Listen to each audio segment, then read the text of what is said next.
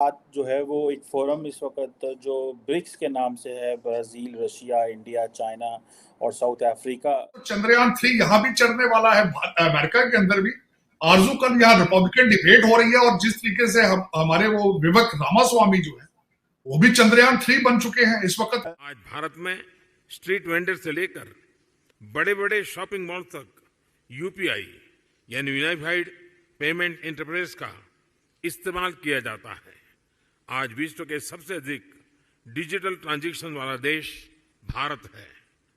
UAE, France, Singapore जैसे देश इस प्लेटफॉर्म के साथ जुड़े हैं।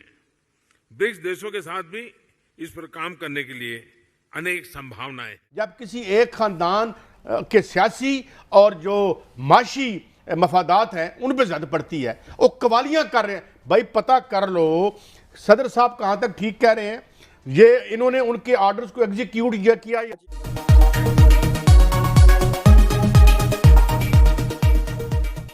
वंदे मातरम दोस्तों, भारत पाक मीडिया की लेटेस्ट वीडियो में आपका स्वागत है। दोस्तों, भारत के यूपीआई का चर्चा दुनिया में हर जगह हो रहा है। अभी मोदी जी फिलहाल ब्रिक्स मीटिंग के लिए गए हैं, वहाँ भी यूपीआई के ही चर्चे हो गए। ये देख के पाक मीडिया में बहुत हड़कंप मच चुका है। पाक मीडिया की ऐसी ही रिएक्शन वीडियो देखने के लिए हमारे चैनल को सब्सक्राइब कीजिए, और वीडियो अगर अच्छी लगे तो लाइक, शेयर और कमेंट कीजिए। धन्यवाद। अपने हमारे जो फ्लोरिडा के गवर्नर के बिल्कुल आसपास है, नंबर उनके बहुत ऊपर आ रहे हैं। हैरानगी वाली बात है कि आज से महीना 2 महीने पहले किसी को कोई पता नहीं थी कि ये विवेक रामास्वामी क्या चीज है, और he has reason so big matter fact. और उनकी बातें सुनने वाली, उनके ट्वीट देखने वाले इज गेटिंग वेरी पॉपुलर। मैं समझता हूँ मुबारकबाद के हक बनता है चंद्रयान 3 के ऊपर भी, और खासकर यहाँ पे जिस तरीके से भारतीय इन्फ्लुएंस और जो सेकंड जनरेशन भारतीय अचीवमेंट उसकी अगर देखी जाए तो अमेजिंग, अनबिलीवेबल। और मैं समझता हूँ कि भारत विल भी, और जो इसमें सबसे जो टेक्निकल बात जो बताने वाली है कि दुनिया में पहली दफा इतने कम कीमत के ऊपर चांद कर और स्पेस के अंदर जो अचीवमेंट्स हैं भारत की, दैट इज रिमार्केबल। जितने कम खर्चे के ऊपर ये सारा कुछ किया जा रहा है, इसके पीछे अगर देखा जाए तो स्वाय नेशनलिज्म के और कुछ भी नहीं है। जब आप प्राइड हो आपके अंदर कि हमने अपने मुल्क का झंडा वहां लहराना है, हमने अचीव ये करना है, तब चीजें होती हैं। और मैं समझता हूं कि मैं इसको क्रेडिट, इसका जो है इस वक्त भारत को नेशनलिज्म का क्रेडिट जो है वो मोदी साहब को जाता है, जिन्होंने ये सारा कुछ जो इस वक्त इकोनॉमी को 7वें से 5वें नंबर पर ले आए, 10वें से 5वें पर और 5वें से 3रे पे लाने की, और डायस्पोरा को प्रमोट करना, अपनी इकोनॉमी को, अपनी करेंसी को, यूपीआई सिस्टम को, पेमेंट सिस्टम को प्रमोट करना दुनिया में। और उसके बाद आज भी साउथ अफ्रीका गए हैं, और वहां पे भी वो ब्रिक्स के बारे में और दूसरी चीजें जो है भारत की फॉरेन पॉलिसी है उसके बारे में। काश के हमारा भी, मैं जिस तरह हमेशा कहता हूं कि मोदी साहब का जो मॉडल है to give a nationalism boost to the country, that should be copied in developing countries जहां पे जमहूरियत और इस तरह की चीजें और बिल्कुल इकोनॉमिक कोलैप्स के पास है। वहां पे उनको चाहिए कि नेशनलिज्म को प्रमोट करें। जिस तरह मैं आजकल, मुझे एक बहुत अच्छी चीज है कि आजकल मैंने वो भारत से सीखी, बल्कि आजकल वहां पे जो नारा वो कहते हैं कि सोच बदलो भारत बदलो। मैं वही अपने पाकिस्तानी भाइयों से भी कहूंगा, सोच बदलो, पाकिस्तान बदलो, उसके बगैर पॉसिबल नहीं है। ये जो ब्रिटिश आपके रूलर हैं, चाहे इलेक्टेबल हो, चाहे ये ब्रिटिश ट्रेंड सिविल सर्वेंट हो, इनका आइडिया आपको सर्व करना या पाकिस्तान की तरक्की नहीं है। आपको हर पाकिस्तानी को सोच बदलने की जरूरत है, उसके बगैर गुजारा नहीं।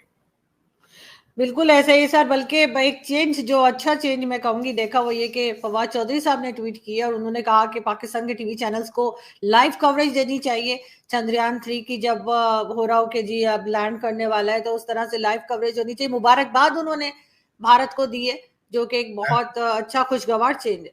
मैं खुद मुबारकबाद दूंगा, मेरे लिए खुद प्राइड का मैटर है।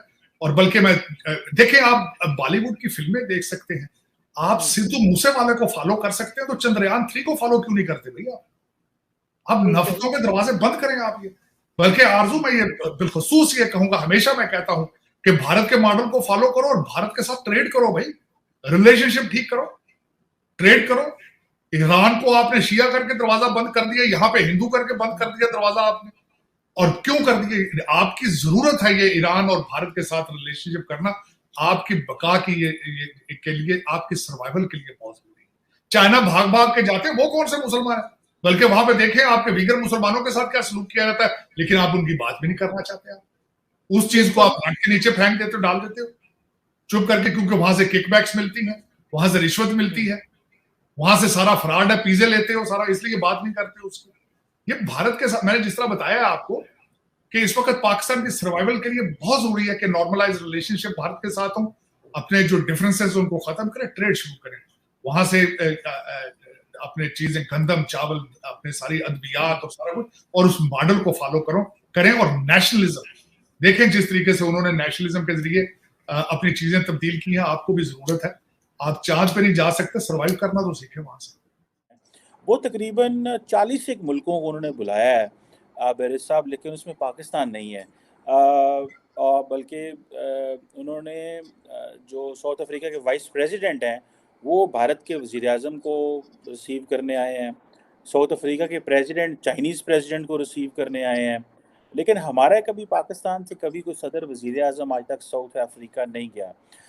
आप क्या समझते हैं कि जो अमूमन कभी मल्टीलैटरल फोरम्स पे स्टेट्स की लीडर्स की मुलाकातें हो जाती हैं, जिस तरह की शी जिनपिंग की और मोदी साहब की मुलाकात ड्यू है इस फोरम पे, आपको क्या लगता है पाकिस्तान की जो डिप्लोमेटिक आइसोलेशन है वो कितनी कुछ ज़्यादा बढ़ चुकी है?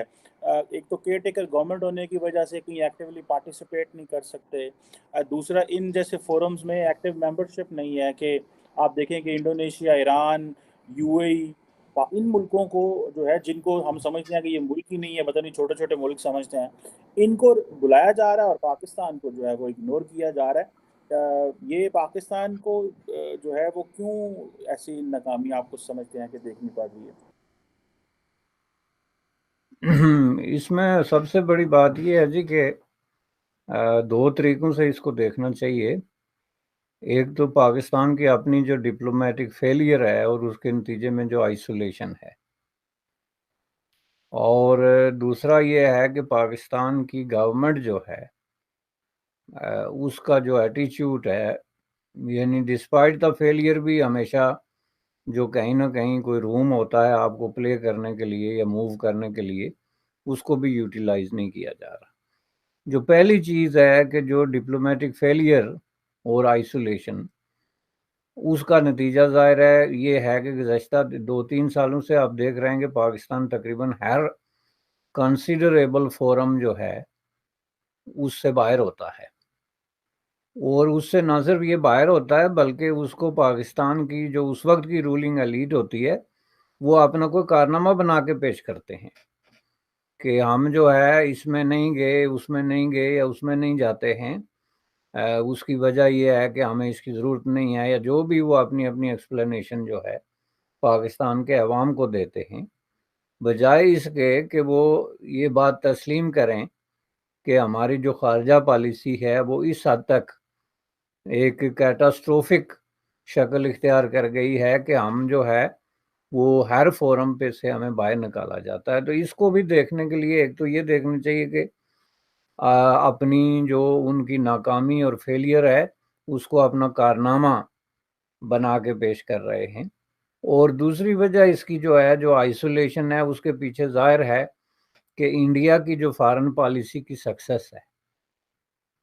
यानी ये दोनों का अब आपस में आप यूं समझ लें कि एक लाजम व मलजूम हो गया है कि जहाँ पे इंडिया की फॉरेन पॉलिसी की सक्सेस आपको ज़्यादा से ज़्यादा नज़र आएगी, उससे इंडिया को फ़ायदा तो है ही है, ज़ाहिर है, डेफिनेटली सक्सेस जो है is always bring some benefits, लेकिन उसके साथ साथ जितनी ज़्यादा आपको वो सक्सेस नज़र आएगी इतना ज़्यादा आपको पाकिस्तान का फेलियर नज़र आएगा, जो इस बात का सबूत है कि पाकिस्तान ने जो इंडिया के साथ सींग अड़ाए हुए हैं एक गलत तरीके से और गलत एटीट्यूड अपनाया हुआ है, उसके नतीजे में वो दिन ब दिन आइसोलेशन की तरफ जा रहा है।